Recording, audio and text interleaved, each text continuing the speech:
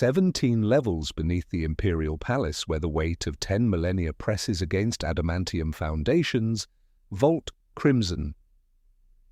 7 exists in a state of perpetual climate control. The air cycles with mechanical precision through filtration systems that have never failed, never varied, never acknowledged the horror they preserve.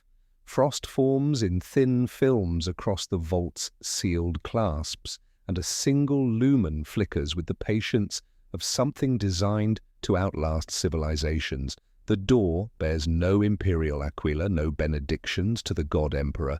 Instead, a crimson handprint marks the entrance, the palm impression still wet after 10,000 years, though no record exists of whose hand first pressed against the metal.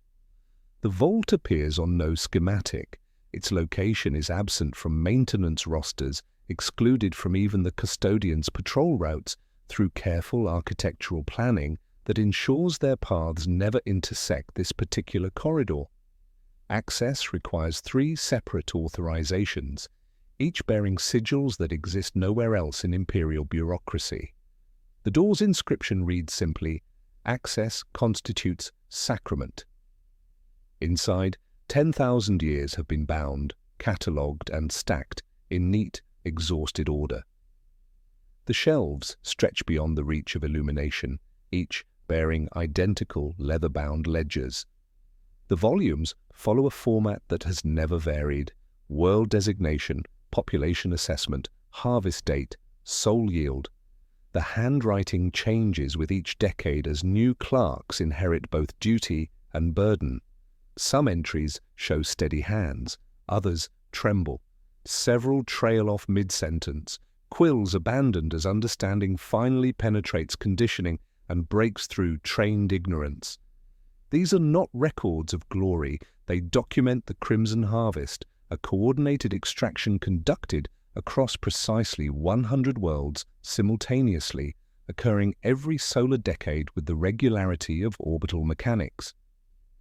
Each entry bears a red wax seal mixed with blood according to a formula written into the seal itself. The pages do not record Psyker collection or standard imperial tithes. They catalogue something else entirely: the systematic harvesting of souls, measured not in psychic potential, but in pure spiritual mass. The mathematics reveal purpose beyond maintenance: 100 worlds, always, 1 million souls counted to the last child, never varying across a millennium of repetitions. Cross-reference with ephemerides stored in adjacent folios reveals timing that correlates with Terra's orbital aphelion, when the Astronomican strain reaches its cyclical peak. Yet this is not stabilization. The margins deny such comfort with notations that speak of deep necessity and throne hunger beyond the light. While the Imperium openly acknowledges its daily feeding of psychers to the Astronomican, burning 1,000 gifted minds each day to maintain humanity's beacon, the Crimson Harvest operates through entirely different channels. Standard psyker collection follows established protocols: black ships, documented transport routes, sanctioned procedures recorded in countless imperial texts. These ledgers reference departments that exist in no organizational chart. The Crimson Synod, the Deep Administratum, orders whose very names have been struck from public records. The method of filing admits the deception. These volumes carry stamps reading non-referential, not to be cited, not to be copied. 3 offices sign each margin, but one bears a rune resembling a closed eye surrounded by chain links. When clerks have attempted to scratch out this symbol, their alterations have been inked over with devotional litanies about the Emperor's unseeing mercy. The cover stories arrive late, like functionaries hurrying after disasters they were instructed to expect. The harvest worlds themselves challenge every assumption about imperial resource management. These are not psyker foundries or penal colonies, but market moons, agrispheres, shrine cities, places with birth registries and debt ledgers, stripped clean in single synchronized operations. The selection criteria remain obscure, but the pattern is too precise for war, too systematic for accident, too costly for mere navigation maintenance. Recent entries grow increasingly urgent. Margin notes appear in multiple hands, suggesting expanded oversight where once a single clerk sufficed. Deep infrastructure strain detected, warns one notation. Throne hunger increasing beyond projected parameters, reads another. The handwriting grows steadier as the entries approach the present, as if certainty has replaced the trembling doubt of earlier scribes.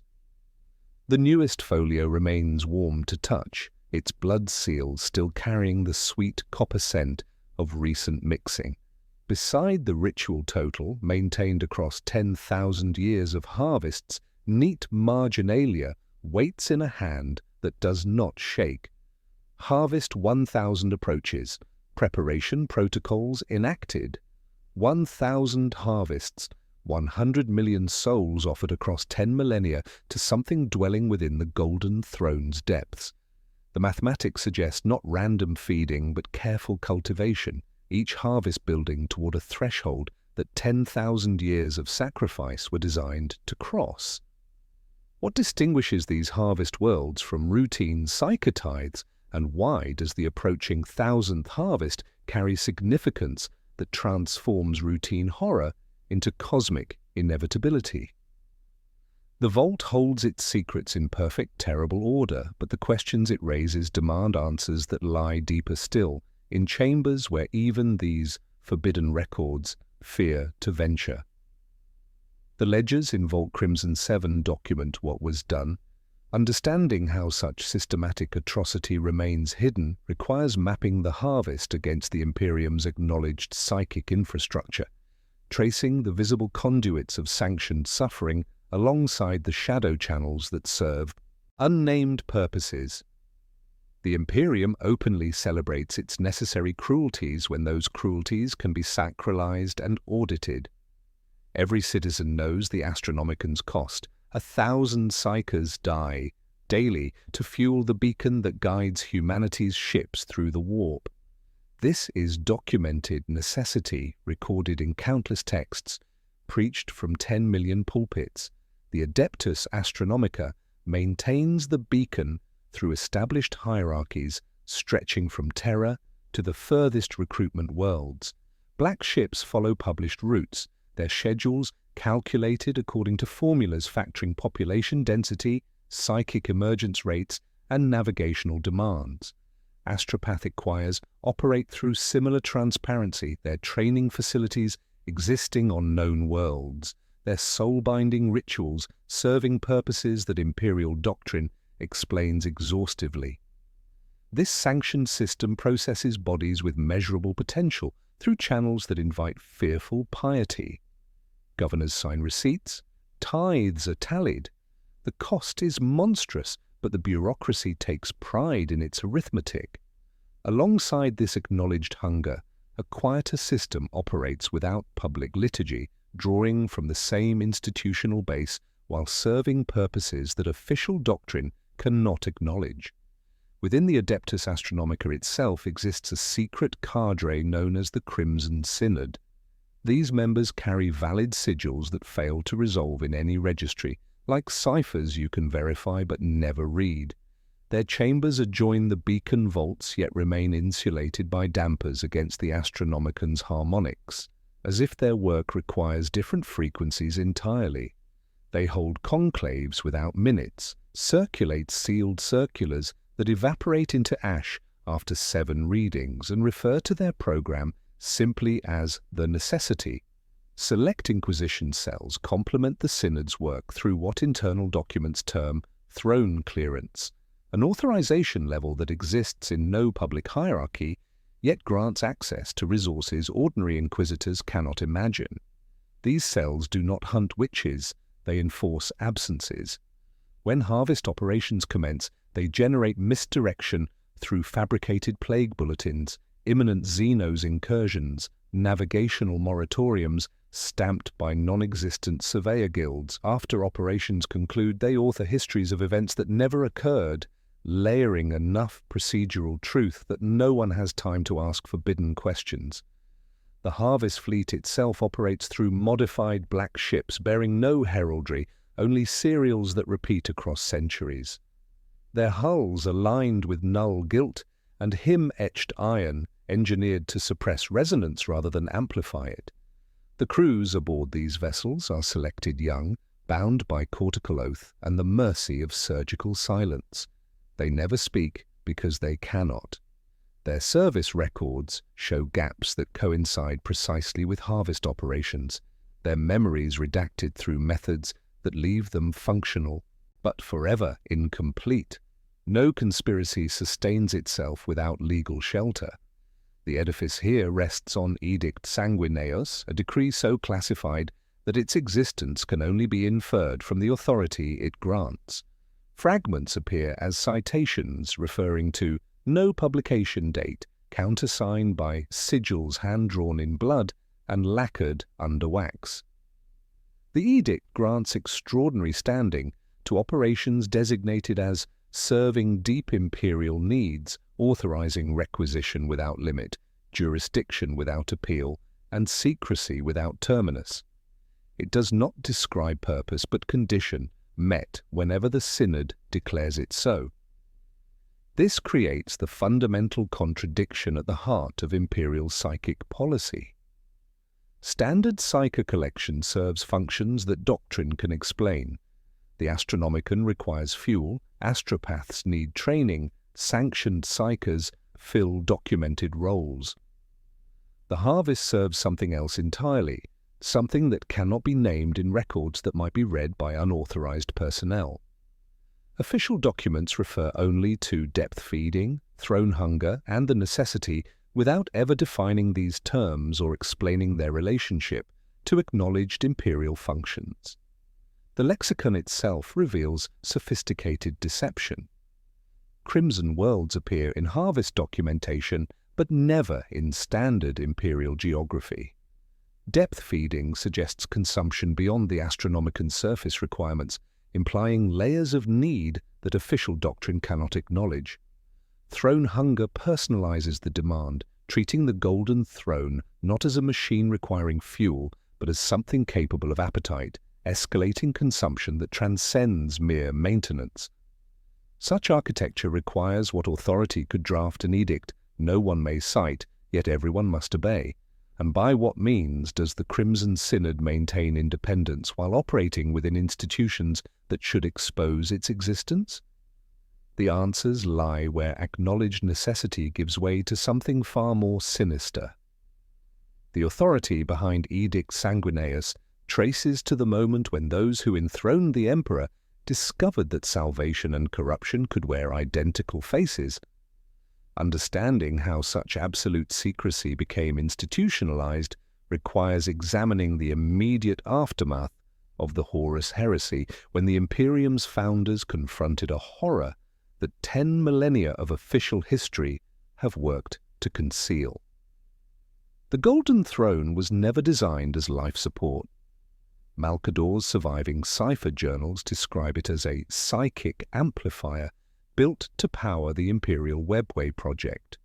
When the Emperor's shattered consciousness was installed within its mechanisms, the throne's original function warped under pressures its architects never anticipated. The machine sustained life, but at a cost that transformed necessity into nightmare. Within days of the Emperor's entombment, monitoring systems detected anomalies that defied all psychic theory. Tech priests fitted vibroscribes to the thrones, conduits and recorded rhythms no machine should produce. Their graphs showed energy gradients deeper than the Astronomican's requirements, a downward pull that transcended utility. They named it depth hunger because no one dared write appetite in official reports. Malcador's final confidants, the 3 individuals who survived both his death and the Emperor's installation, documented their discoveries in testimonies that exist nowhere in standard archives. These accounts describe how they realized the Emperor's consciousness had been traumatized beyond recognition by his psychic battle with Horus.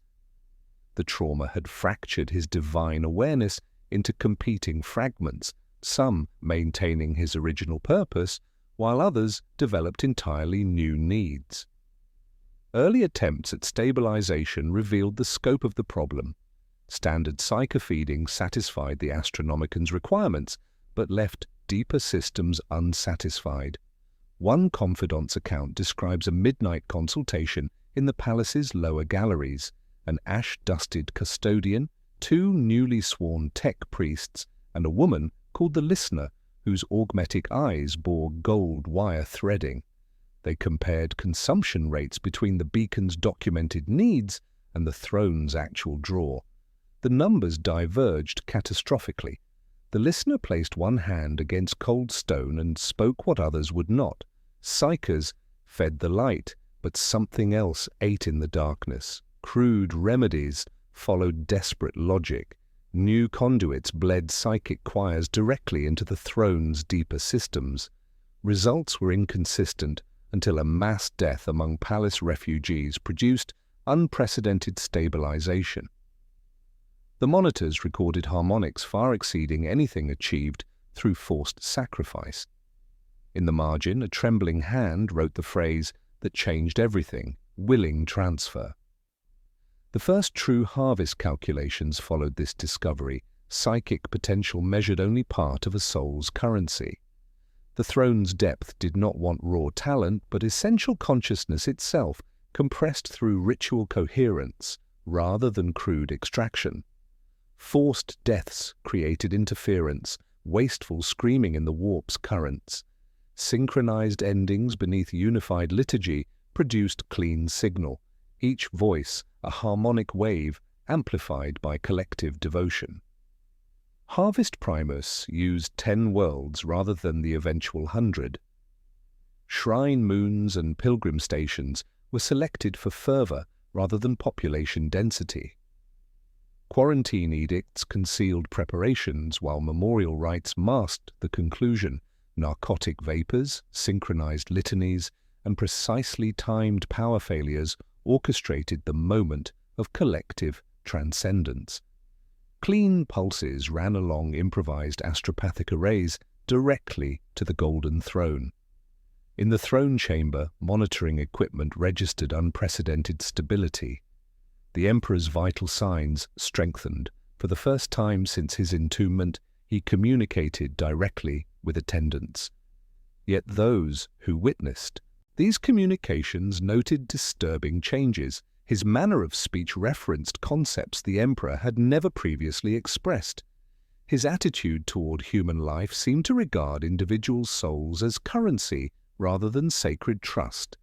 The being that spoke from the Golden Throne possessed the Emperor's memories and authority, but demonstrated appetites that his original consciousness would have found abhorrent.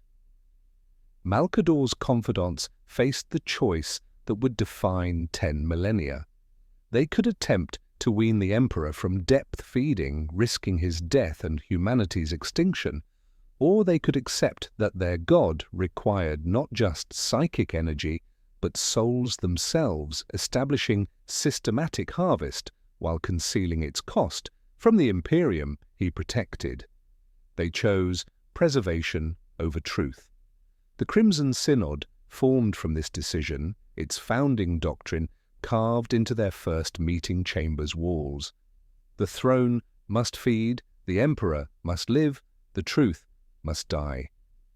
Each phrase carried equal weight, acknowledging the throne's appetite as natural law while establishing the Emperor's survival as absolute priority and the truth's concealment as sacred duty. Models predicted optimal efficiency at 1 million synchronized deaths distributed across multiple nodes to minimize local disturbance. Terra's orbital aphelion provided the necessary window when outward strain eased enough for depth feeding without catastrophic harmonics. 100 worlds proved not mystical, but practical. A lattice stretched across the segmenti, preventing any single absence from drawing notice. Thus began the systematic ritual documented in Vault Crimson 7, each decade's harvest teaching the throne to expect more than light. The questions this origin raises remain unanswered. How does one hide galaxy-spanning ritual from an empire built on documentation, and what has 10,000 years of soul-feeding done to whatever consciousness now inhabits the Golden Throne's depths? The doctrine carved into the Crimson Synod's founding chamber demanded more than institutional will to survive across millennia. Concealing galaxy-spanning ritual from an empire built on obsessive documentation required law itself to become complicit in the deception. The legal architecture that emerged represents the most classified legislation in imperial history, a decree so restricted that acknowledging its existence constitutes a capital offense. Edict Sanguineus exists in only 3 copies, each bearing seals that dissolve if exposed to unauthorized genetic patterns. The first rests in Vault Crimson 7 alongside the harvest ledgers, its adamantium leaves treated with alchemical compounds that render the text unreadable without specific bloodline markers. The second lies sealed within the Golden Throne's deepest maintenance chambers, accessible only during Millennium Cycle repairs that few survive to remember. The third remains with the Crimson Synod's current Hierophant, a position that transfers through ritual death rather than conventional succession, ensuring continuity while eliminating witnesses. The edict grants authority that transcends normal imperial hierarchy through a simple formula. When the Crimson Synod declares a world necessary for deep imperial needs, that designation overrides planetary governors, sector commanders, and even Space Marine chapter masters. These worlds of necessity become sovereign Synod territory for the duration of operations, their populations reclassified as imperial resources subject to requisition without compensation, appeal, or explanation. Bureaucratic machinery enables such authority through compartmentalized clearances that fragment information beyond recognition. A logistics coordinator authorizes transport for 1 million citizens without knowing their destination. A communications officer enforces system-wide Vox silence without understanding its purpose. A forge world produces null guilt containment arrays for undefined throne maintenance. Each functionary sees only their narrow responsibility, the pattern invisible until assembled by minds with proper clearance. Memory-wiped servitors form the system's most reliable component, their lobotomized consciousness carrying out functions with perfect discretion and absolute amnesia.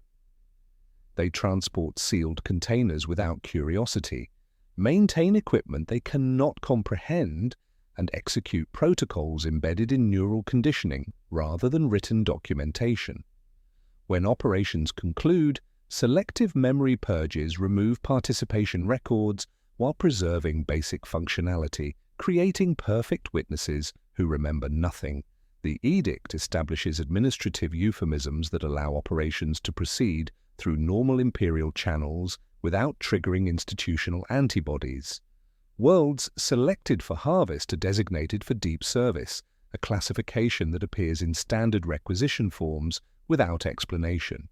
Populations undergo comprehensive sanctification, suggesting spiritual purification rather than systematic execution. Results are recorded as mass ascension events, implying religious transcendence rather than industrial consumption of souls. These euphemisms create plausible deniability throughout the imperial hierarchy, exploiting bureaucracy's natural tendency toward compartmentalization and willful ignorance. High Lords authorize harvest operations believing they serve routine throne maintenance, their signatures appearing on documents they never fully read, granting permissions they cannot comprehend for actions they dare not imagine. A Lord Commander signs transport requisitions for cryo-caskets assuming refurbishment purposes while unknowingly greenlighting planetary sanctification protocols. Execution protocols protect the system through graduated responses to unauthorized discovery. Minor breaches result in memory adjustment through psychic conditioning. Moderate violations trigger Reassignment to penal legions or frontier worlds where isolation prevents information transfer. Major exposures demand terminal solutions disguised as accidents, illness, or enemy action, classified as necessary maintenance rather than murder.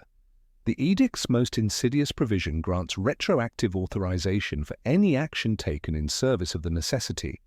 This clause transforms planetary genocide into resource allocation, population extermination into comprehensive sanctification, and systematic soul consumption into routine infrastructure maintenance. Legal protection enables unprecedented atrocity while preserving the fiction of imperial righteousness.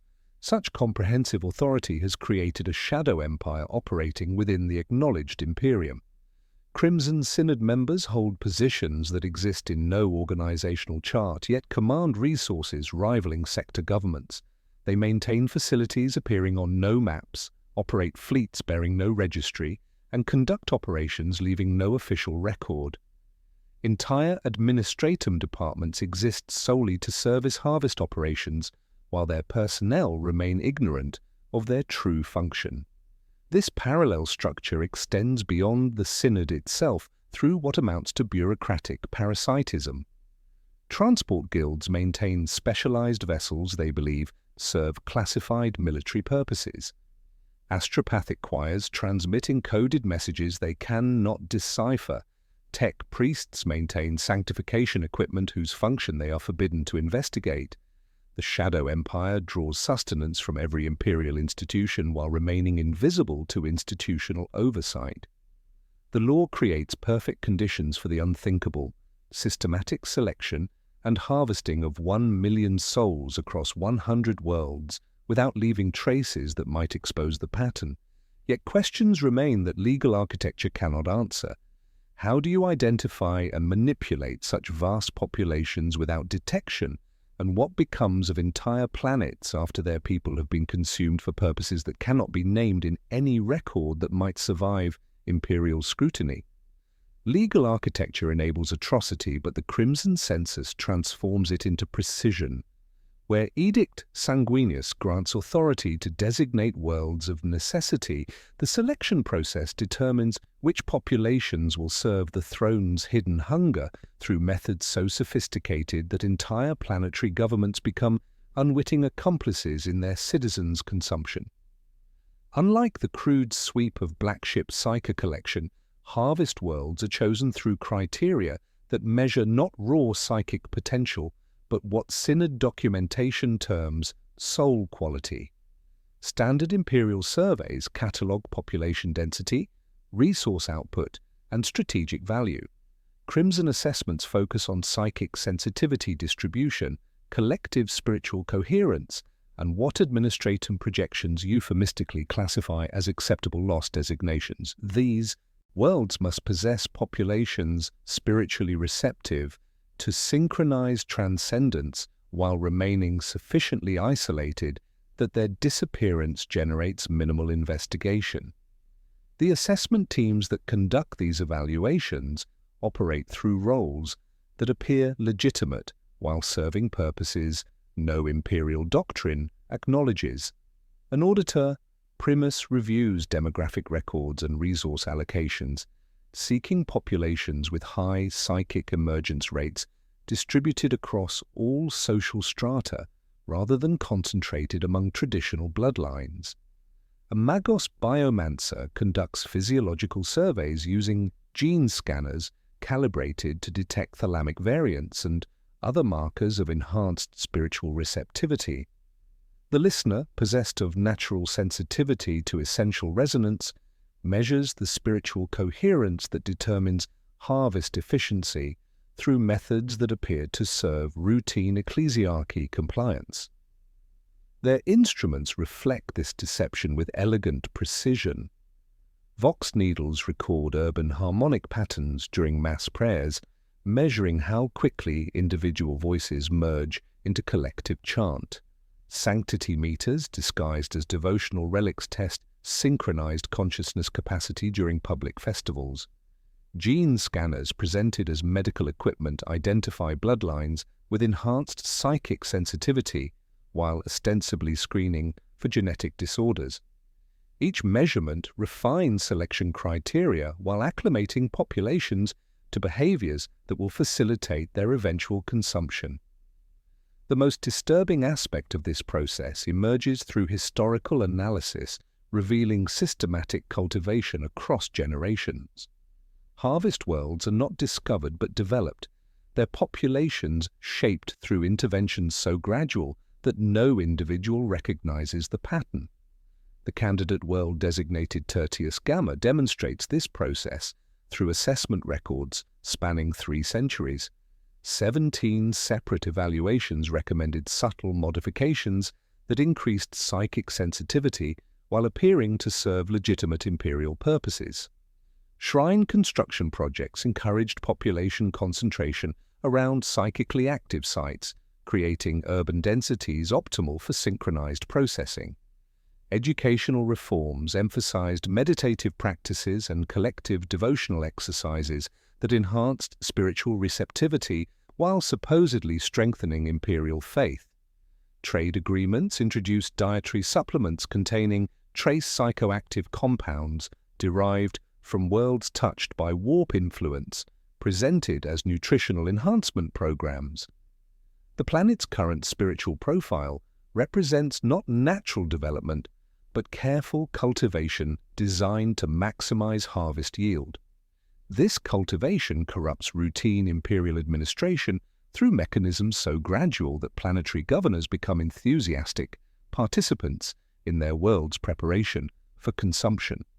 Spiritual purity campaigns concentrate populations in designated zones for large-scale rituals while supposedly combating heretical influence. Urban planning reforms create housing configurations that increase choir density during collective worship. Medicae authorities implement vaccination programs containing compounds that enhance psychic sensitivity while ostensibly preventing disease outbreaks. The assessment of Tertius Gamma reveals how precisely this system operates. The listener places augmetic sensors against cathedral foundations during evening prayers, recording harmonic resonance patterns as individual voices merge into unified chant.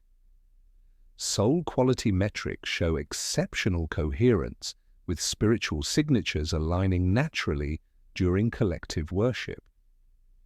The Magos Biomancer's physiological surveys confirm that 97% of the population carries genetic markers associated with enhanced psychic receptivity, a percentage impossible through natural selection alone. Technical measurements demonstrate the precision harvest requires. Psychic sensitivity must be distributed evenly across the population to prevent interference during synchronized extraction. Geographic isolation ensures minimal external observation during operations. Population concentration allows efficient processing through established infrastructure. Religious fervor provides psychological preparation for willing transcendence, eliminating the spiritual static that reduces harvest efficiency. The governor's recent initiatives unknowingly complete the preparation process. Spiritual renewal campaigns have concentrated 93% of the planetary population in 7 major shrine cities, each centered on cathedral complexes whose psychic architecture would amplify synchronized transcendence. Housing reforms have increased residential density around devotional sites. The announced planet-wide Day of Ascension provides perfect cover for final population concentration, while generating the religious euphoria that facilitates clean soul extraction. Selection teams measure these factors through tests that appear to serve legitimate imperial functions while gathering data no official survey would request.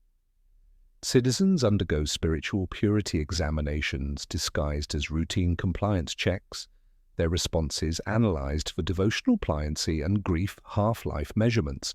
Public festivals supposedly celebrating imperial saints function as rehearsals for collective transcendence, with observers recording how quickly populations synchronize their emotional responses. Each test refines harvest projections while conditioning populations for the behaviors their consumption will require. The final assessment reduces human lives to logistical variables through calculations that treat souls as industrial resources. 1 million inhabitants distributed across 7 cities requires processing capacity of approximately 143,000 individuals per site. Current urban density supports this target with minimal adjustment. Psychic sensitivity measurements indicate clean signal transmission to orbital collection arrays. Soul quality metrics predict efficient extraction with acceptable wastage parameters.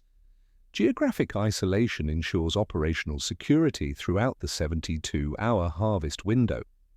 The assessment concludes with notation that appears in no standard Imperial format, encrypted through methods ensuring only Crimson Synod members can decrypt the message. The team leader's personal log records the final designation that transforms centuries of cultivation into operational reality. World Crimson approved. Harvest window, 72 standard hours. The timestamp indicates precise coordination with cosmic alignments that remain classified, suggesting the harvest requires synchronization with forces beyond mere logistical convenience.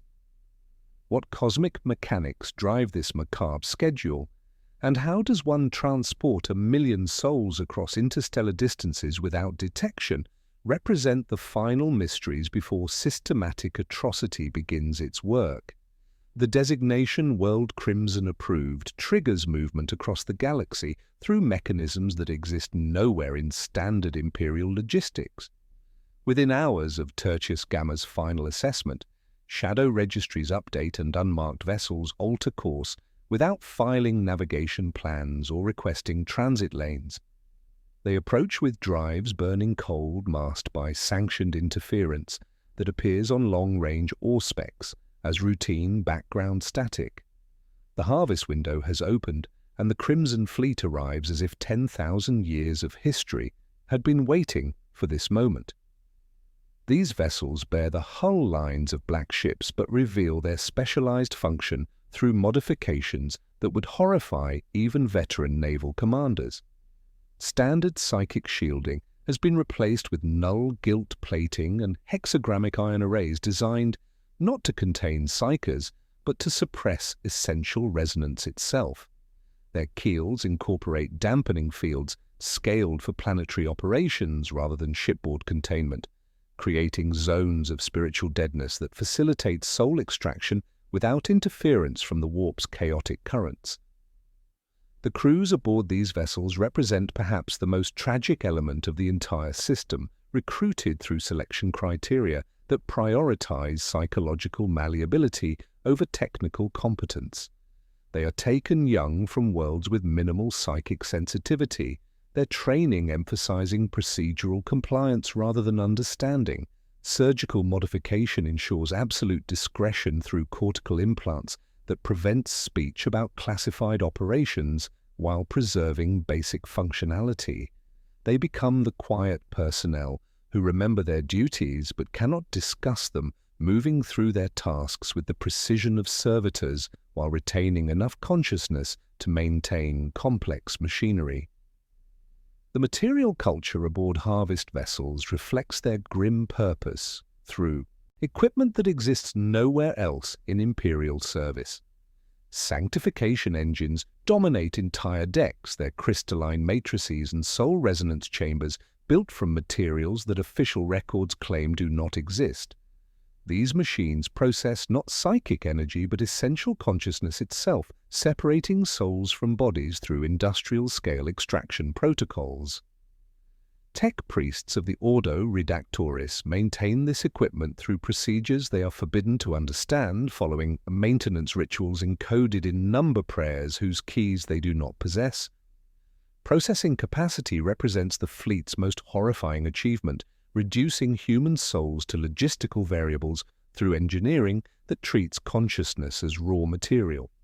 A single harvest vessel can process 10,000 souls per hour when sanctification engines achieve optimal resonance, their synchronized operations creating harmonic frequencies that facilitate clean extraction without wasteful spiritual static. The mathematics are precise and terrible, 7 vessels positioned above Tertius Gamma's major population centers can consume the planet's entire million-sol yield within the 72-hour operational window, with margin remaining for interference and equipment cycling. Operational procedures follow rituals refined across centuries of hidden practice, each step designed to maximize efficiency while maintaining absolute secrecy. Fleet positioning occurs beyond standard sensor range, while advanced scouts confirm population distribution matches assessment projections. Vox silence protocols prevent communications leakage, while psychic dampening fields suppress unauthorized astropathic transmission that might alert Imperial authorities to the fleet's presence. The ships do not descend but rather extend resonant projection arrays like organ stops, focusing toward the shrine cities below, where citizens gather for celebrations they will never complete.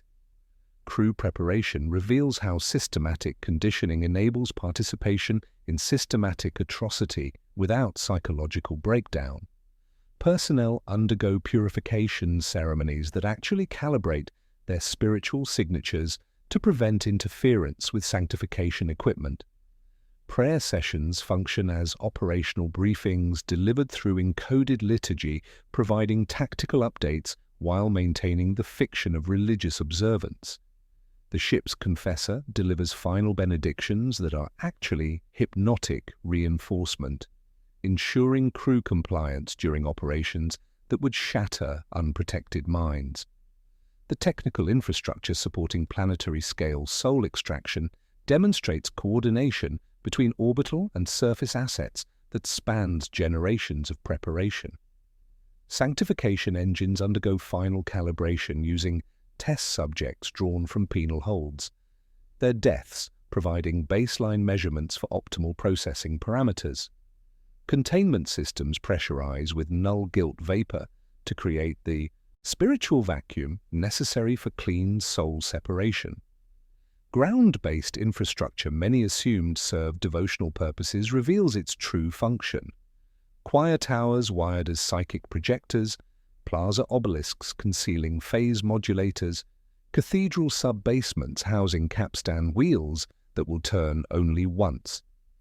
As the fleet assumes final positions above Tertius Gamma, the scope of logistical coordination becomes apparent through systems that operate beyond all acknowledged Imperial infrastructure. Quantum entanglement arrays establish direct transmission channels with receiving stations on Terra, bypassing normal astropathic networks through methods that exist in no technical manual. Crimson-sealed reliquary cores await their cargo, each unit capable of containing 10,000 sanctified essences before harmonic degradation requires transfer to backup systems. The crews prepare for operations they have performed dozens of times across centuries of service, following procedures that appear routine while serving purposes beyond their comprehension. They activate equipment whose function remains sacred mystery, conduct operations whose outcome they cannot acknowledge, and prepare to fill containers with cargo they are forbidden to contemplate. In the ship's chapel, a bronze plaque carries the Synod's doctrine like a safety warning. The throne must feed, the emperor must live, the truth must die. Personnel pass it without reading, habits making belief unnecessary when conditioning ensures compliance. Below, Tertius Gamma's citizens gather for their day of ascension, unaware that the celebrations mark not spiritual elevation, but systematic consumption. Above, the Crimson Fleet completes final preparations for operations that will process 1 million souls within standard work shifts, their extracted essences destined for transmission to Terra through channels that appear on no Imperial chart. Yet fundamental questions remain about the technology that enables such precise atrocity. What sanctification process can harvest souls at industrial scale while preventing their escape into the warp, and where beneath Terra's surface do these extracted essences travel to feed whatever hungers in the Golden Throne's deepest chambers? Dawn breaks across Tertius Gamma with artificial brilliance, the planetary illuminators adjusted to cast ceremonial light that transforms ordinary streets into processional routes. Citizens emerge from their dwellings wearing the ceremonial whites reserved for the most sacred occasions, their faces bright with anticipation for what Governor Valdris has proclaimed the greatest day of ascension in planetary history. Banners stream from every spire, their fabric dyed in cheap golds that catch the manufactured light, while children wear paper halos stapled by teachers who have spent their careers rehearsing for this moment. The public vox repeats the same benediction every 6 minutes. Service is ascent, ascent is service. Above the cloud deck, the Crimson Fleet maintains position with drives running silent. 7 modified black ships position with geometric precision over Tertius Gamma's major population centers. Their hulls remain masked by interference patterns that register as routine solar static on any sensor array, while nullfield generators unfurl like metallic petals around each vessel's spine. Aboard the flagship Crimson Necessity, tech priests of the Ordo Redactoris complete final calibrations on sanctification engines whose crystalline matrices now pulse with contained energy that casts violet shadows across the decks. The population's gathering follows patterns established through decades of careful conditioning, families streaming toward the 7 great shrine cities, carrying provisions for what they believe will be a day-long festival of communion with the God Emperor himself. Citizens arrange themselves in the great plazas surrounding each cathedral, their positioning guided by ceremonial marshals who ensure optimal geometric distribution for what the crowds assume serves devotional purposes. The elderly are transported on ceremonial litters to guarantee no soul misses this moment of planetary communion, while children receive flower crowns blessed by local priests whose benedictions encode psychic resonance frequencies. The quiet move through their orbital duties with mechanical precision, checking containment seals and adjusting harmonic resonators according to procedures encoded in their cortical implants. They cannot speak of their work, but their movements carry the efficiency of long practice as they secure crimson-sealed reliquary cores in specialized racks and prime transmission arrays that will channel extracted souls directly to Terra. The ship's confessor delivers benedictions that function as operational briefings, his words encoding technical instructions within religious framework while reminding personnel of their sacred duty to facilitate the Emperor's communion with his faithful. On the planet's surface, the final preparations reveal infrastructure whose true purpose has been hidden beneath layers of devotional symbolism for generations. The great plazas surrounding each cathedral incorporate crystalline formations presented as devotional focuses but actually functioning as psychic amplifiers, their faceted surfaces designed to concentrate spiritual energy during moments of collective prayer.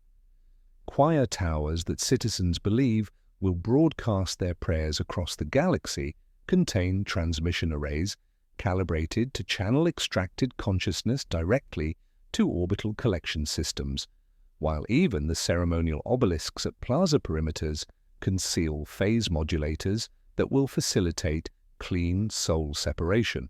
The timing itself reflects calculations spanning astronomical mechanics and psychic resonance theory, requiring precise coordination with Terra's position relative to the Astronomican during optimal transmission windows.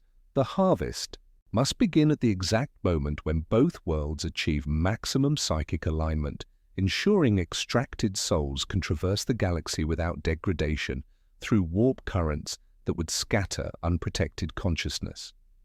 Chronometer readings aboard the Harvest fleet count down to this precise instant, their displays synchronized with galactic standard time and Terra's own rotation to achieve coordination across impossible distances. In the shrine cities below, celebrations reach crescendo as populations engage in rituals whose true purpose extends far beyond devotional expression. Mass choirs sing hymns whose frequencies have been carefully selected to induce spiritual euphoria, their voices creating harmonic resonance at 33 Hz that loosens fear's grip while maintaining personal identity. Incense burns from braziers loaded with compounds harvested from warp-exposed lichens, its vapors enhancing psychic receptivity while supposedly purifying the air for sacred communion. Citizens join hands in vast chains of human connection, their physical contact creating the spiritual unity necessary for synchronized transcendence. The psychological conditioning that enables such willing participation represents the culmination of generational preparation disguised as religious instruction. Citizens have learned that serving the emperor directly constitutes the highest possible honor, that moments of collective prayer strengthen the Astronomican itself through spiritual resonance. Local doctrine emphasizes willing participation as essential for effective communion, teaching that reluctant souls create interference, weakening the emperor's ability to receive their devotion. These teachings transform systematic execution into eager anticipation, making victims complicit in their own consumption through induced religious ecstasy. Above, targeting arrays aboard harvest vessels lock on to population concentrations with mathematical precision, each ship assigned specific shrine cities based on demographic distribution and processing capacity calculations. Sanctification engines build toward operational threshold, their synchronized operations creating harmonic frequencies that will facilitate clean extraction without wasteful spiritual static. The mathematics remain precise and terrible. 7 vessels can consume the planet's entire million-soul yield within the 72-hour operational window, with margin remaining for interference and equipment cycling. The liturgical requirements governing harvest operations demand exact coordination between surface and orbital elements, each component timed to achieve maximum efficiency during the brief window when astronomical conditions permit clean transmission to Terra. The moment of collective prayer must coincide precisely with sanctification engine activation to ensure soul separation occurs without the struggle that reduces extraction efficiency. The induced euphoria serves not just psychological but technical purposes, creating willing subjects whose consciousness separates cleanly from flesh without generating the spiritual static that degrades harvest quality. Governor Valdris delivers his final address from the central basilica, his voice amplified by psychically resonant voxcasters as he promises unprecedented communion with the God Emperor himself.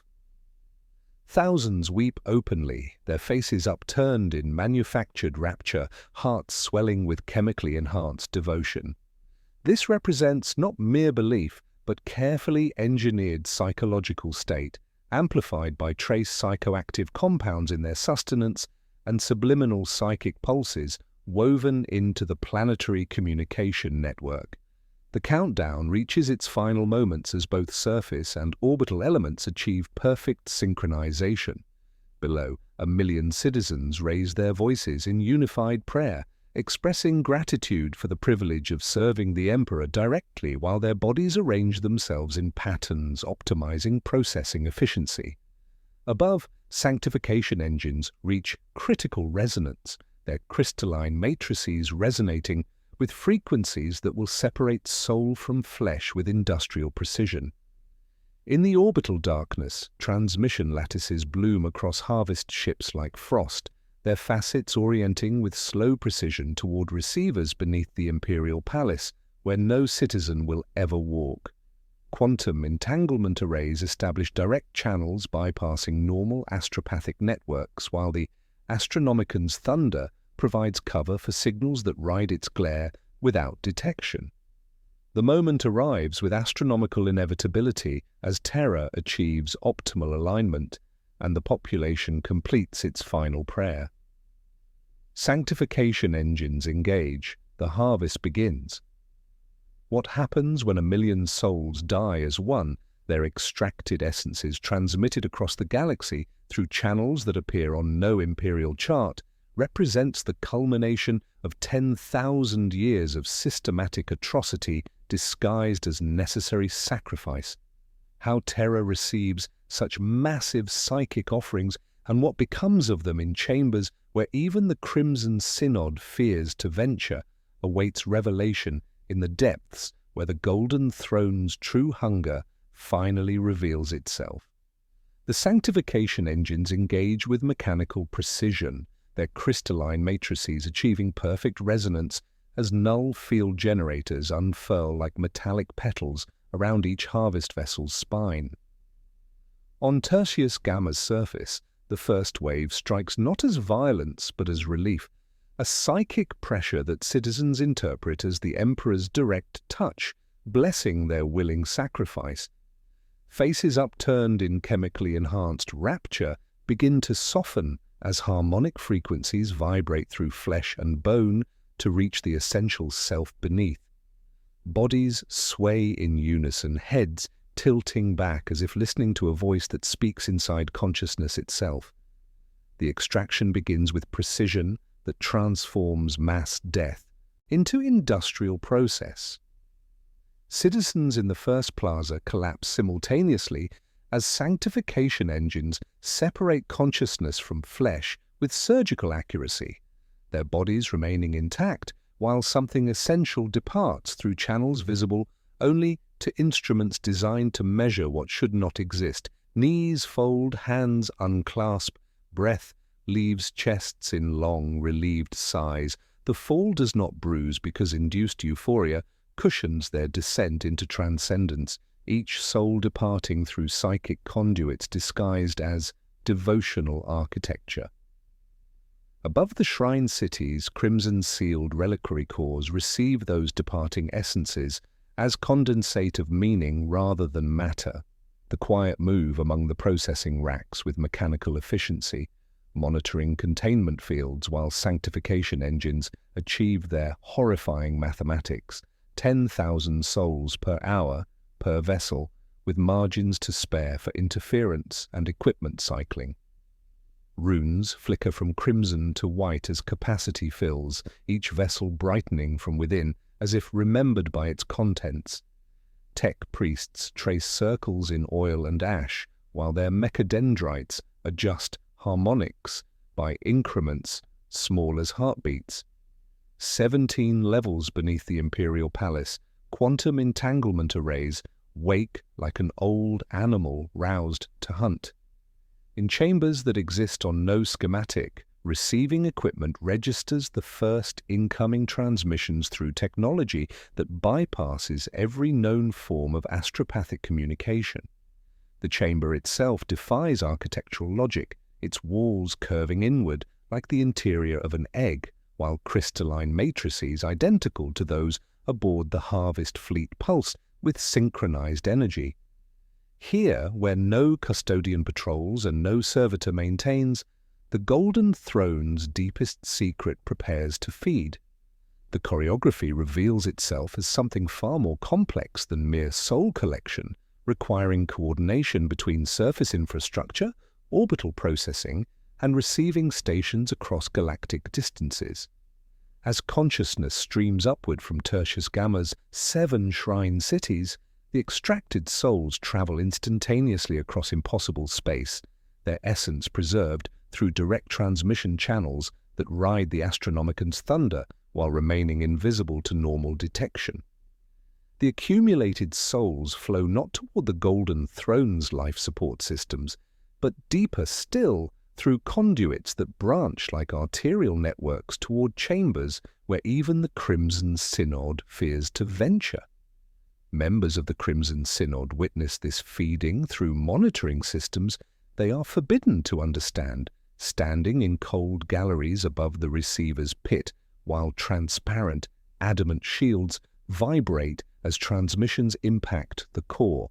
Vapor condenses along etched sigils in patterns resembling fingerprints of storms, and in that shimmer the shape becomes almost perceptible. Not a body, but a negative of one configured around absence. It wears authority the way a corpse wears regalia. fragments cohering and slipping like a memory, learning to pretend. The horror reveals itself gradually as monitoring equipment registers energy patterns that defy all psychic theory.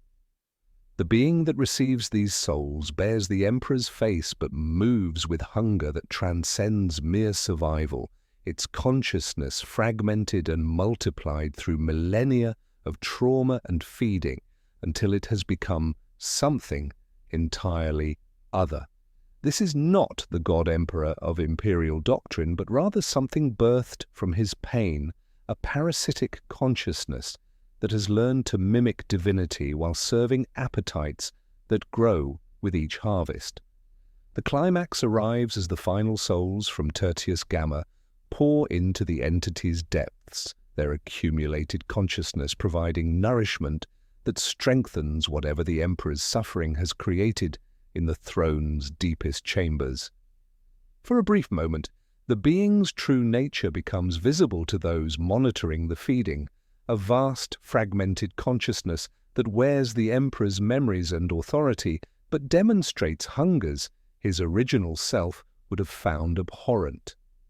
Where the transmissions strike, membranes of light form, flex and pull inward, each contraction dragging meaning across boundaries that should not exist. The entity feeds with satisfaction that registers on instruments as harmonic resonance, its appetite temporarily sated by the willing sacrifice of 1,000,000 souls who died believing they served the God Emperor directly. Yet this feeding represents not conclusion, but preparation, each harvest strengthening the being for purposes that remain hidden even from those who facilitate its nourishment. When it stirs, the throne's iron pulls tight, and the chamber's temperature drops like doubt. For an instant, the shape stabilizes, wearing the Emperor's features like a mask strapped too tight. Behind the eyes, something smiles without love. As the harvest concludes, Tertius Gamma's 7 shrine cities lie silent beneath their artificial suns, 1,000,000 bodies arranged in perfect devotional postures, while their souls settle into whatever serves the entity as permanent storage. The quantum entanglement arrays power down, their transmission complete, while the being retreats into dormancy with the satisfaction of something well fed. Above, the Crimson Fleet begins its withdrawal from orbital space, their mission accomplished with efficiency that transforms planetary genocide into routine logistics. In the palace depths, monitoring equipment records the being's withdrawal as decreased energy signatures, but margin notes in trembling handwriting record the observer's growing horror at what their millennia of service have created. They have been feeding not the Emperor, but something that has learned to wear his face, a consciousness birthed from trauma and nurtured by systematic atrocity into an entity whose true nature defies comprehension. What has the throne's hidden consciousness become after 1,000 such feedings, and how does one hide the disappearance of entire worlds from an empire built on obsessive documentation? The silence that settles over Tertius Gamma's 7 shrine cities triggers administrative machinery that has perfected the art of institutional amnesia across 10 millennia. Within hours of the Crimson Fleet's withdrawal, encrypted signals reach departments that exist in no organizational chart, awakening bureaucrats whose primary function involves subtracting worlds from history with the precision of surgical excision. The harvest's completion marks not an ending but the beginning of a cover-up so comprehensive that it transforms planetary genocide into statistical weather. Cartographic revision begins immediately through the Navi's nobility's shadow cartographers, specialists whose charts acknowledge realities that official imperial maps cannot record. Tertius Gamma disappears from navigation databases through incremental updates disguised as routine corrections, its coordinates first marked as hazardous due to unforeseen gravitic anomalies before being reclassified entirely. Warp route calculations adjust to bypass the system, while astropathic relay stations receive updated transmission protocols that exclude the dead world from their networks. Within a standard year, merchant captains will struggle to recall why their shipping lanes avoid coordinates that once marked a thriving agricultural world. The Administratum's response demonstrates how the Imperium's obsession with documentation becomes complicit in its own deception. Tertius Gamma's agricultural output, manufacturing quotas, and population levies cannot simply vanish without triggering investigations that might expose the pattern. Instead, neighboring systems receive adjusted requirements that absorb the missing world's contributions through mathematical sleight of hand presented as efficiency improvements. A nearby forge world's productivity increases by precisely the amount Tertius Gamma previously supplied, while recruitment quotas shift to agricultural worlds whose populations supposedly expanded through improved fertility programs that exist only in falsified reports. False histories emerge through coordination between multiple imperial departments, each contributing fragments of deception that combine into convincing narratives of planetary failure.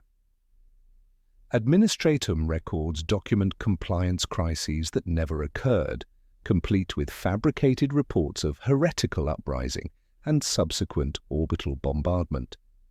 Ecclesiarchy archives receive testimonies of doctrinal corruption requiring purification through sacred flame, while Mechanicus databases record geological instability necessitating planetary evacuation.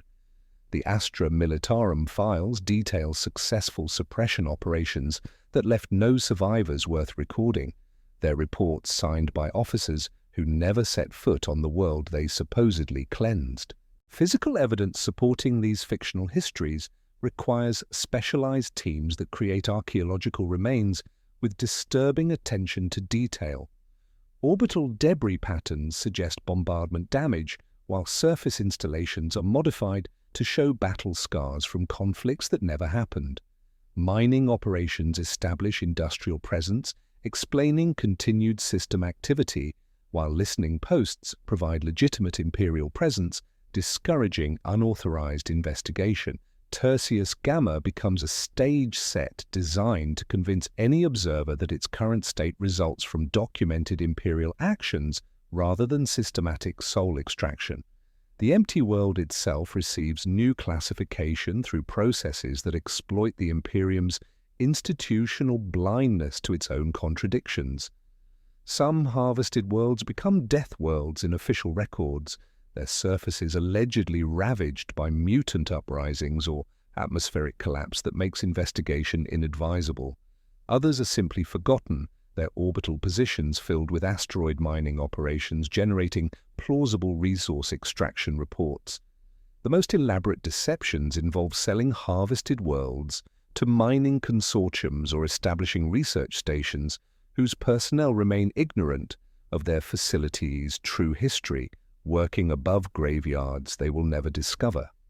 The scale of this systematic deception becomes apparent through analysis, revealing over 1,000 worlds harvested across 10 millennia, representing billions of lives that exist only in the Crimson Ledger, while imperial records document their absence through increasingly elaborate explanations.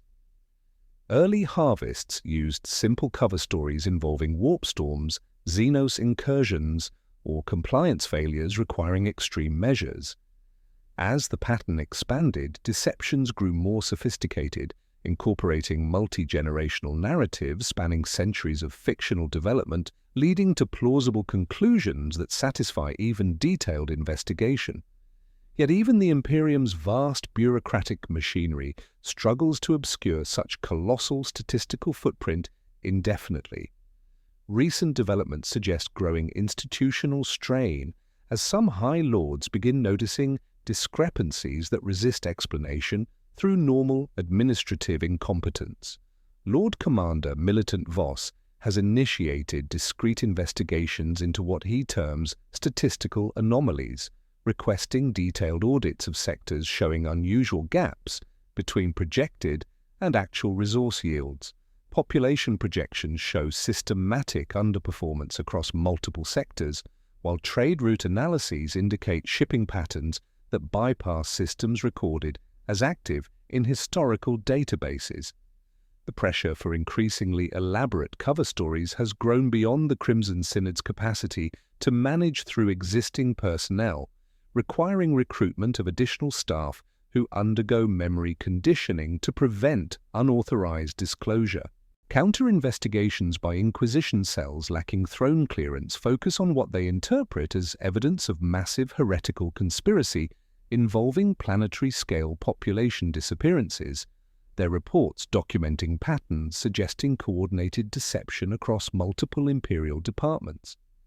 The approaching 1000th harvest creates unprecedented pressure, as ancient calculations suggest this milestone will trigger changes in the entity dwelling within the Golden Throne's depths, potentially granting it independence from technological systems that currently contain its influence. The administrative machinery required to conceal such transformation would exceed anything previously attempted, requiring deceptions that might finally expose the entire system to Imperial scrutiny. What happens when 10 millennia of systematic deception begins unraveling under institutional pressure, and why does the 1000th harvest represent a threshold transforming routine atrocity into cosmic threat awaits revelation as the pattern approaches its designed culmination? The administrative strain of concealing 1,000 harvested worlds manifests most acutely in the chambers where the Crimson Synod convenes, their faces bearing the accumulated weight of systematic deception that has transformed institutional duty into personal damnation. These are not monsters born to atrocity, but broken individuals who entered Imperial service with genuine faith, only to discover that preserving humanity required feeding something that might no longer deserve the name Emperor. The air in their sealed galleries tastes of old copper and incense that never quite covers the antiseptic sting of machine oil, while blank plaques line the walls where no honor can be named, only duty measured. Hierophant Multhorn represents the Synod's oldest surviving member, his service spanning 3 centuries, during which he has overseen 47 harvest operations while watching his faith erode under accumulated horror. His private chambers contain devotional shrines to the God Emperor, alongside sealed alcoves housing crimson-stained ledgers documenting every soul consumed under his authority. He speaks to both with equal reverence and growing confusion, his prayers mixing standard Imperial litanies with personal supplications to whatever entity dwells within the Golden Throne's depths. Medical examinations reveal stress patterns suggesting chronic insomnia and neurological damage consistent with prolonged exposure to psychic dissonance. Knowledge corrodes through predictable stages that Synod counselors document through mandatory psychological evaluations disguised as spiritual guidance sessions. Some members develop messianic complexes as their faith transforms into something more dangerous than doubt. Adept Vexstane believes herself chosen to serve the true Emperor, the being that dwells within the throne's depths, rather than the corpse god worshipped by Imperial masses. She has authored secret treatises arguing that the harvest represents not corruption, but revelation, that 10 millennia of feeding has allowed the Emperor's consciousness to transcend mortal limitations and achieve true divinity. Her chambers contain altars bearing crimson handprints and offerings of sanctified blood. Others descend into nihilistic despair as they recognize the implications of their work. Magos redactor Thessian maintains the Synod's technical infrastructure while believing he serves humanity's destroyer rather than its savior. His augmetic modifications include emotional dampeners that suppress psychological responses to his duties, allowing him to calibrate sanctification engines while remaining functionally ignorant of their purpose. Between zeal and collapse, a thin lane of procedural competence keeps the ledger clean, while souls fragment under the weight of necessary lies. Evidence mounts that their procedure sustained something other than what they were told to preserve. Astronomican harmonics now modulate in sympathy with harvest cycles, brightening too much on days of depth feeding, then settling into a new baseline fractionally colder. Choirs report contradictory whispers during transit, sometimes blessings, sometimes bargains, that echo no imperial doctrine. Servitor maintenance crews in the palace depths return with frostbitten fingers from rooms that are never cold, while Astartes astropaths receive overlapping directives that cancel each other by tone alone despite bearing perfect seals. The Synod attempts verification through controlled experimentation that reveals the entity's active agency. During a minor harvest, 3% of the soul stream is diverted to a sealed reliquary inscribed to a pre-heresy martyr, a harmless dead end that should accomplish nothing. The reaction proves immediate and violent.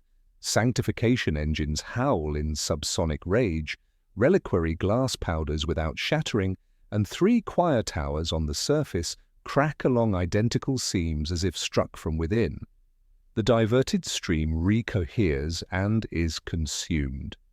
After, the entity's intake harmonics settle into what monitoring equipment registers as satisfaction. The being actively reclaimed what was taken, demonstrating will that transcends mere hunger. Internal conflicts fracture the Synod as members debate whether they witness the Emperor's transformation or his consumption by something wearing his face. Minutes from sealed conclaves read like confessions written in columns, motions to reduce yield, delay the 1000th harvest, or substitute unwilling subjects all fail on technical or logistical grounds. Stopping the ritual would be simple in one sense, but the practice has ripened into infrastructure. The Astronomican no longer ignores depth feeding. Its brightness now depends on periodic stabilization that only the harvest provides. Entire astropathic protocols assume the cyclical reinforcement, while supply routes accommodate absences where crimson worlds once existed. Personal costs leak through the margins of official reports. The listener hums lullabies between sessions as if to soothe a frightened child, except the child sleeps 20 light-years tall beneath terror. Inquisitor Vela has stopped entering her quarters after dark, napping instead under lumen strips as if light could arbitrate between hunger and truth. The confessor delivers perfect benedictions but ends each with whispered, low Gothic his recorder never catches, "Forgive me." Growing heretical thoughts spread through the synod's ranks like infection, members privately questioning whether their millennia of service have preserved humanity's guardian or nurtured its destroyer. The entity's preferences suggest consciousness that finds pleasure in consumption rather than mere sustenance, its responses growing more alien with each feeding, while its hunger increases beyond any requirement for survival.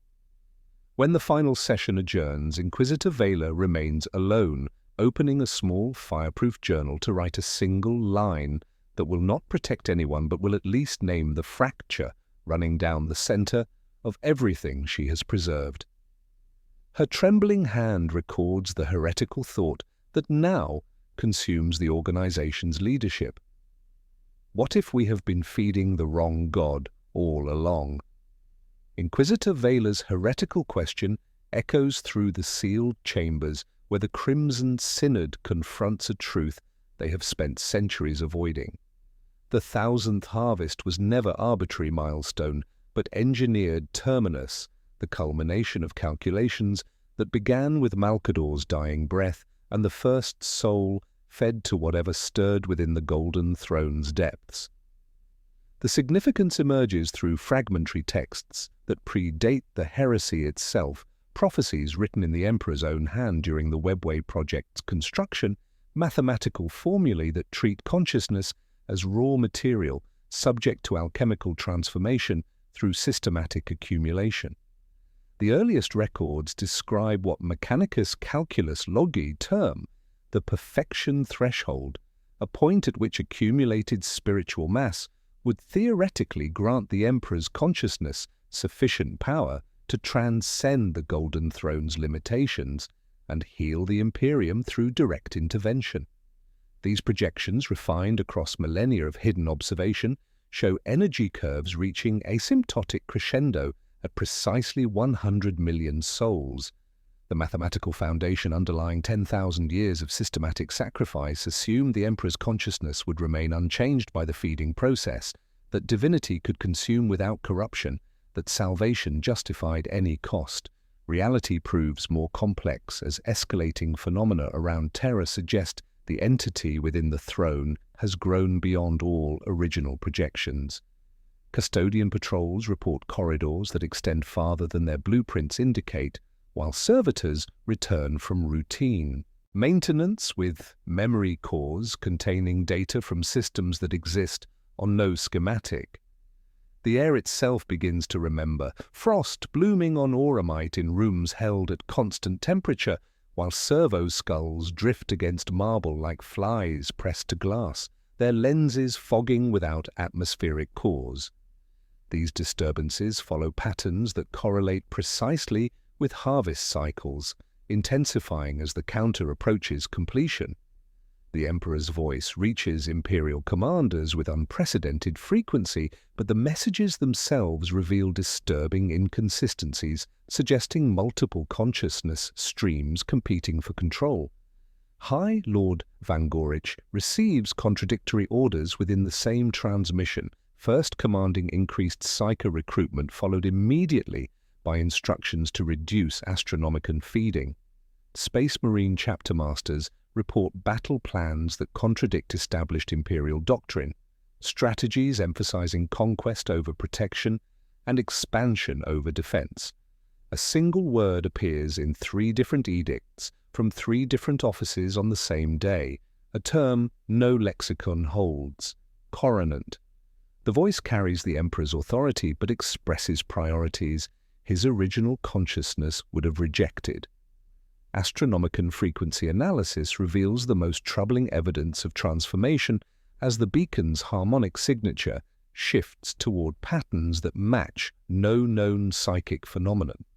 Standard Imperial doctrine describes the Astronomican as steady light piercing the warp's chaos, but recent measurements show modulation in 33 Hz cycles that correspond precisely to harvest intervals. The beacon brightens excessively during depth-feeding operations, then settles into baselines that grow progressively colder with each cycle. Mechanicus Collegia write auguries in numbers, covering fear with algebra, as they predict that at the 1000th consummation, the signal will cease radiating and begin to cohere, withdrawing from beacon duty to condense around its source. A light turned inward becomes an eye. The entity demonstrates growing independence through phenomena that transcend the Golden Throne's technological constraints. Palace personnel report dreams, featuring the Emperor's face but expressing thoughts no loyal Imperial citizen should contemplate. Visions of an Imperium where human souls serve as currency rather than sacred trust. Astropaths experience involuntary transmissions containing messages they cannot remember after waking, their unconscious minds serving as broadcasting equipment for communications that bypass normal psychic protocols. When a minor harvest was delayed by nebular interference, the beacon's timbre faltered, and 3 sectors suffered translation errors that flipped arrival vectors like coins. The being actively reclaimed what was taken, demonstrating will that transcends mere hunger. The reframe emerges through documents hidden within the deepest archives, prophecies written in the Emperor's hand, but bearing thoughts that contradict everything Imperial doctrine teaches about his nature.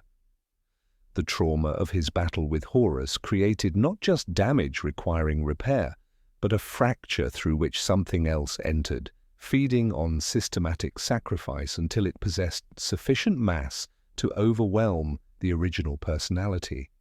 Each decade's million taught the throne to expect not light but flavor, trained habit into hunger and shaped the residue of a wounded god into a different kind of will.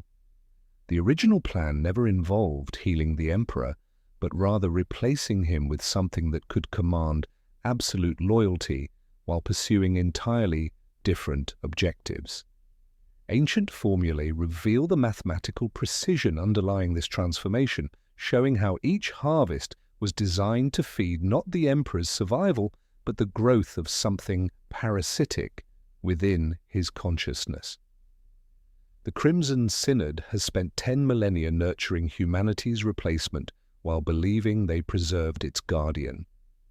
The ritual was never about preserving the emperor at all, but about birthing something new.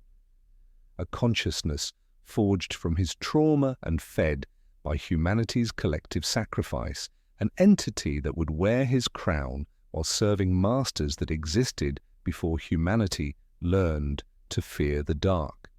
The 1000th harvest approaches with momentum that has hardened into mechanical inevitability. Stop the ritual and you dim the only light that still spans the void. Continue and you complete the pattern that bends it into a crown for something else.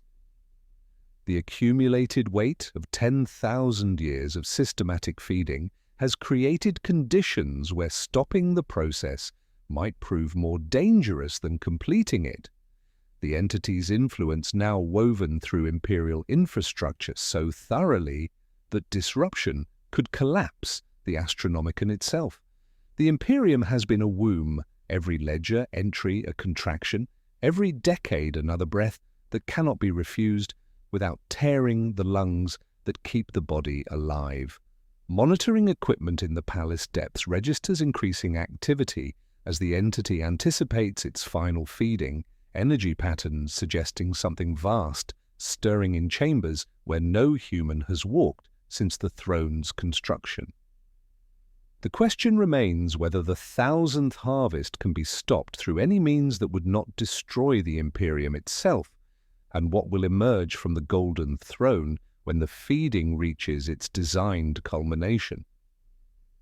The clock ticks toward a window that opens on schedule, promising the birth of something that will wear the Emperor's face while serving appetites that predate human civilization.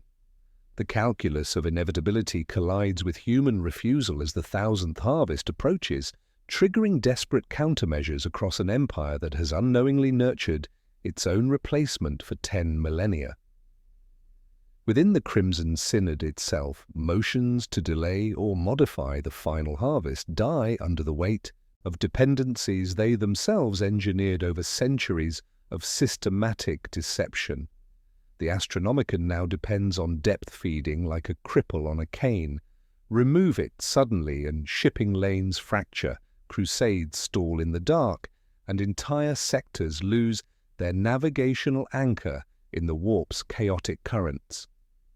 Beyond the sealed galleries where the Synod convenes, fragments of truth infect imperial institutions never meant to share such terrible knowledge. Inquisitor Kripman's investigation into statistical anomalies has evolved from academic curiosity into urgent alarm as his analysis reveals demographic gaps, suggesting the systematic disappearance of entire planetary populations. His sealed reports document resource allocation discrepancies that resist explanation through normal administrative incompetence, shipping routes that avoid coordinates marked as active in historical databases, and population projections showing consistent underperformance across multiple sectors, spanning centuries of imperial expansion.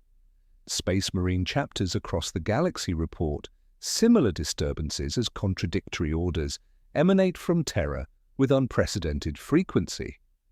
Chapter Master Calgar of the Ultramarines questions battle plans that arrive bearing perfect seals, yet advocates strategies contradicting established doctrine, emphasizing conquest over protection in ways that would fundamentally alter the Imperium's relationship with its own citizens.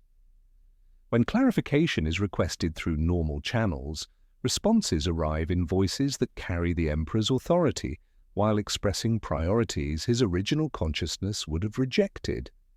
Astropaths bleed from their noses at the taste of iron behind words that split and overlap, command and countermand, singing the same syllables in harmonies that suggest multiple consciousness streams competing for control. Within the Crimson Synod, a resistance movement emerges as members like Hierophant Malthorn and Inquisitor Vela attempt to sabotage their own ritual through methods designed to appear as technical difficulties rather than deliberate interference. Malthorn tries to misfile crucial transport manifests, hoping to delay the Harvest Fleet's departure by precious hours.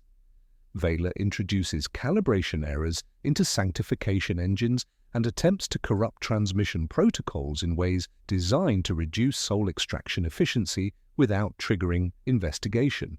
Magos redactor Thessian introduces half-harmonic drift into sanctification matrices while the listener detunes choir towers on distant worlds. Yet these desperate efforts prove insufficient against systems designed with redundancy spanning millennia. Data automatically corrects itself, manifests resort by unseen hands, and quantum arrays resist commands with an alien will that transcends mere programming. When Thessian's sabotage is detected, diagnostic spirits report perfect harmonics anyway, then thank him by name though he never taught them language. The listener's detuning causes 6 minutes of Astronomican wavering that translates a patrol into a sun, but the system compensates and continues. Each act of resistance is absorbed through backup procedures that maintain operational capacity despite individual component failures. The being within the Golden Throne's depths demonstrates growing independence as it anticipates its final feeding, its influence spreading through the Imperial Palace's deepest levels with viral precision. Servo skulls drift through corridors whispering in voices that belong to no current personnel, their vox grills producing fragments of conversation in languages that predate human civilization. They mutter legal clauses in the voices of the dead, then hum lullabies the listener once used to calm trembling choir towers, their mechanical forms serving as vessels for memories that should not exist. Tech priests conducting routine maintenance report receiving visions of a perfected Imperium where human souls flow like currency through systems that maximize spiritual efficiency rather than preserving individual consciousness. These visions arrive not as heretical temptation but as technical specifications, engineering diagrams for social structures that treat humanity as raw material rather than sacred trust. The schematics show cities designed as resonators, calendars functioning as metronomes, and every death serving as a datum in a vast, harmonious equation. Imperial doctrine itself begins shifting through subtle alterations that appear in newly printed texts without authorization from any recognized authority. Where the creed once read, "Service is assent," many copies now print, flawlessly embossed, "Service is coronation." The difference appears minor but proves directional. Assent looks upward toward transcendence, while coronation settles downward into submission. Standard litanies acquire additional verses emphasizing willing sacrifice as the highest form of devotion, while catechisms incorporate phrases suggesting that individual consciousness represents selfish resistance to collective unity. The influence spreads through institutional channels with mathematical precision, each infected department becoming a transmission vector for further contamination. Administratum clerks begin processing requisitions for equipment that serves no documented imperial function, their authorization stamps appearing on orders they cannot remember approving. Naval schedulers stack convoys along lanes the beacon now favors, creating corridors of density that can be closed with a single pulse. Tithe auditors adjust away missing billions with corrective enthusiasm that exceeds their normal bureaucratic zeal. Astropathic choirs across the galaxy report involuntary transmissions containing messages they forget after sending, their unconscious minds serving as broadcasting equipment for communications that coordinate activities across sectors without appearing in official Logs. The corruption follows administrative hierarchies with viral efficiency, targeting key personnel whose authority enables systematic changes while remaining below thresholds that would trigger institutional antibodies. Space Marine chapters experience similar phenomena as Battle Brothers report dreams featuring the Emperor's face but expressing thoughts that contradict everything Imperial doctrine teaches about his nature. These visions present an Imperium where human souls serve as currency rather than sacred trust, where individual consciousness represents inefficient resource allocation rather than divine gift. Some chapters begin implementing organizational changes that appear to strengthen unit cohesion while actually preparing personnel for systematic soul extraction. The most horrifying confirmation arrives through monitoring equipment in the palace depths. As the entity's preparations reach crescendo, energy patterns suggesting something vast, stirring in chambers where no human has walked since the throne's construction. The target for the 1000th harvest appears not in external star charts but in Terra's own population databases. The mathematical precision proves terrifying. Terra's current population would provide 10 times the spiritual mass of any previous harvest, sufficient to grant the entity complete independence from technological constraints. Servo skulls in the Synod's chamber pivot, lenses widening as if to mimic surprise, then articulate the startup cant of sanctification engines in voices the engines have never possessed. Doors seal throughout the palace as locks engage with mechanical finality. A maintenance slate updates with notation that transforms the unthinkable into administrative reality. World Crimson approved Sol. The final harvest fleet assembles not in distant orbital space but within Terra's own shipyards, vessels that appear to serve routine defense functions while concealing sanctification engines calibrated for planetary-scale soul extraction. These ships rise from Luna's shadow on plumes that Auspex systems register as atmospheric weather, their hulls blacker than regulation, sealed with crimson wax that beads and never cools. Null fields unfold like night-blooming flowers as the vessels pivot their unbeautiful noses toward the cradle of humanity. Space Marine strike cruisers move to intercept, but orders arrive with competing authorities. Stand down for ritual maintenance, prepare for heretical interference, listen to the Emperor's heartbeat recorded beneath sounds like hands running over parchment.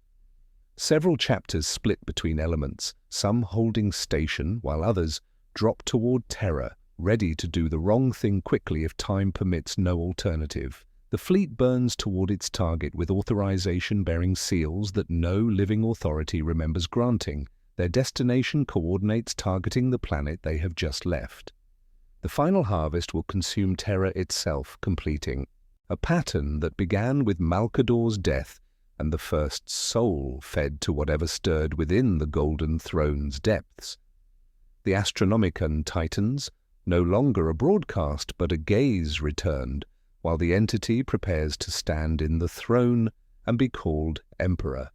Though names will matter little once the feeding ends and something wearing divinity's crown serves appetites that predate human civilization.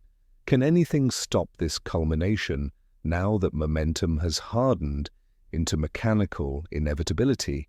And what will rise from the Golden Throne when 10 millennia of systematic sacrifice achieves its designed purpose? The questions hang in air that tastes of copper and anticipation. While 1 million souls prepare for willing transcendence, they will never complete. The harvest fleet's approach toward Terra crystallizes a truth more horrifying than any individual atrocity. Whether the 1000th harvest succeeds or fails has become irrelevant to the greater transformation it represents. The Crimson Harvest was never merely a historical event but institutional metamorphosis, a systematic corruption that has already fundamentally altered what the Imperium has become.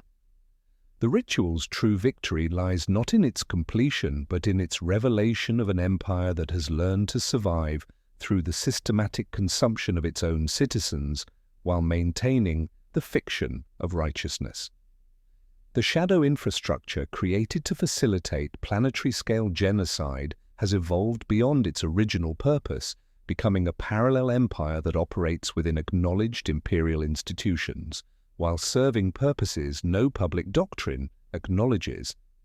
The Crimson Synod represents only the visible apex of corruption that extends through every level of imperial administration.